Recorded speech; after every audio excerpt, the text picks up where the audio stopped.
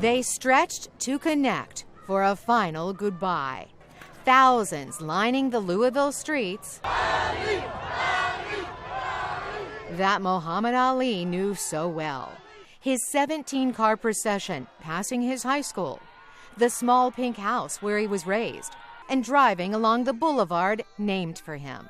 He has done so much, and it means a lot. It touches home.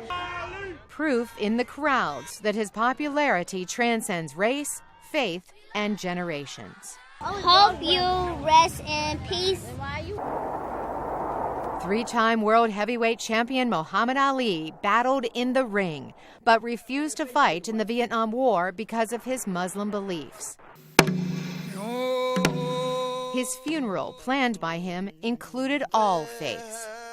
His wife of 30 years, Lonnie Ali. In the diversity of men and their faiths, Muhammad saw the presence of God. Comedian Billy Crystal shared his favorite Ali stories during the 3-hour memorial. He predicted the round that he would knock somebody out, and then he would do it. He was funny.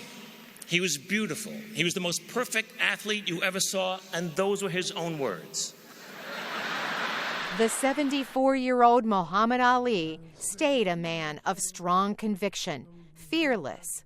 I told you all that I was the greatest of all time. And outspoken, until Parkinson's silenced him during the final years of his life.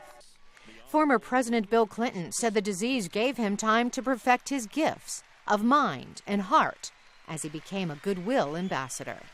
We should honor him by letting our gifts go among the world as he did. God bless you, my friend. Go in peace. The champ in his final round, a celebration of his life.